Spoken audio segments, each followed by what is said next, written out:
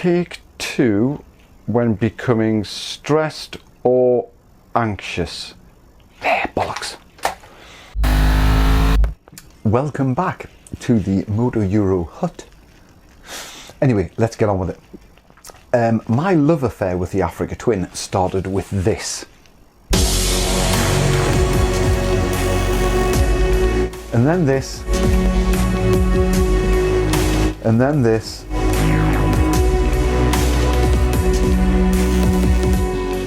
Then I lied to the bank about my income, went running down to the Honda dealer and went and bought one. Where are those blood pressure tablets gone? I've owned my Africa Twin now for just over a year. I've done about 6,000 miles.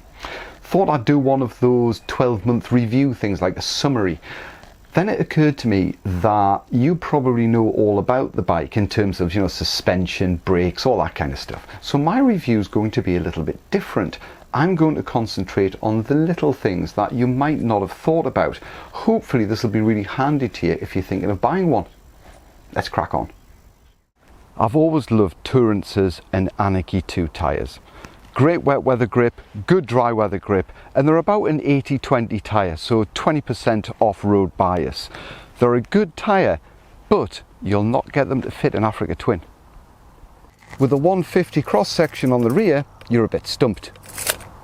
The Mitas E07 tyres, which I've chosen, are great off-road and they're great on dry tarmac, but you're never going to get that wet weather confidence you would get out of a Tourance. Mind you, they do look the part, don't they? If I mention fork wind to you, you're probably thinking of a rock band out the 70s or an embarrassing problem old people get. I'm talking about neither of these things. However, the Africa Twin does suffer from a bit of a fork wind problem, and it only affects adventure riders who've got the peaked helmets. It's almost uncanny, the photorealism in my drawings. So as you're riding along, obviously the wind is coming this way towards the bike. On the Africa Twin, like many other bikes, it's channeled up through the fork tunnel, but because there's such a large area here, the air and wind carry on and affect your adventure peaked helmet. When you test ride the Africa Twin, make sure you take your ADV helmet with you. You have to excuse me, I'm losing the sun. Cast your mind back to when fuel injection first appeared on motorcycles. Quite frankly, it was dangerous. It was like riding a kangaroo in the wet. Fortunately, we've moved on now, and Honda's fuel injection on the Africa Twin is absolutely fantastic. 10 out of 10 Honda, well done. I think the bike's been very well thought out. For example, it's very thin. So if you intend to commute on this, filtering is going to be a walk in the park. Likewise, if you get stuck at the end of a dusty trail and find that some belligerent farmers lock the gate, you can nip down the drainage channel at the side or through a small gap. Any normal motorcycle has a toolkit under the seat. Not the Africa Twin. You've got to take the seat off, release an Allen key, go round to the side of the bike, use the Allen key to undo two bolts to take off this kind of metal trellis frame thing, and then there's your toolkit. What a bloody arse on! Why couldn't they put a toolkit under the seat? My biggest complaint is the screen. Don't even know where to start. Oh, the screen. Where are my blood pressure tablets? If you're 6'2", you'll probably be fine on the standard Africa Twin screen. But for the rest of us mere mortals, you're going to be suffering a lot of wind buffering,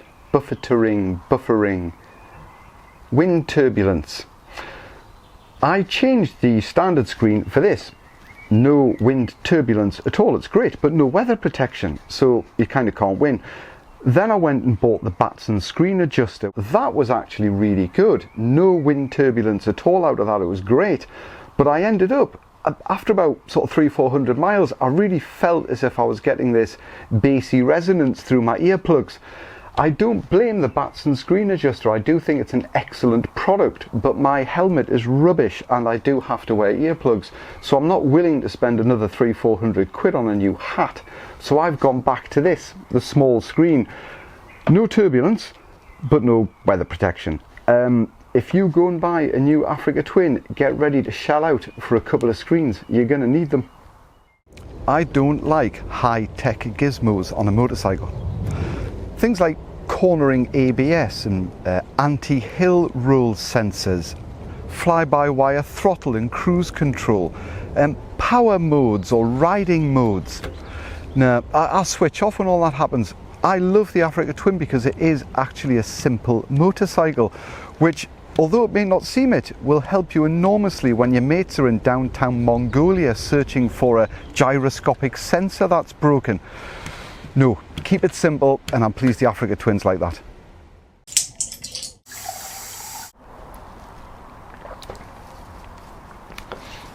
All adventure bikes are heavy, and the Africa Twin is no different. You could argue that when you're moving, the weight disappears, and by and large you'd be right. But if you drop this on a fire trail somewhere, it's not moving anymore, and all those 230 kilos will come back to haunt you. Now, I've got the upper body strength of a 5-year-old, so if I drop this, I'm going to need a helicopter to come and pick it up. I know it's hardly exclusive to the Africa Twin, but adventure bikes take you great places, like this. There are lots of little things about this motorcycle that make it really great. It's difficult to pinpoint any one thing. Perhaps it's the riding position or the build quality, the clunky switches. Perhaps it's the way it looks or even the way it sounds. There is definitely something about this motorcycle that makes you want to get out there on an adventure. And perhaps that's the whole point. You see, the Africa Twin is a proper adventure bike. It wants to go off-road. It wants to do dusty tracks. It wants to do green lanes and forest drives. It wants to get muddy. This bike has taken me to some amazing places I've never been to in my life, and for that reason alone, I absolutely love it. I hope you've enjoyed this video. It's been a bit of fun, and I do hope it's given you a little bit of a heads up on the Africa Twin. I personally think it's a fantastic motorcycle. You're going to have a ball if you go and buy one of these things. Yes, you've got to live with a couple of irritations, but overall it is a great bike. You're going to have to come back to this channel very soon.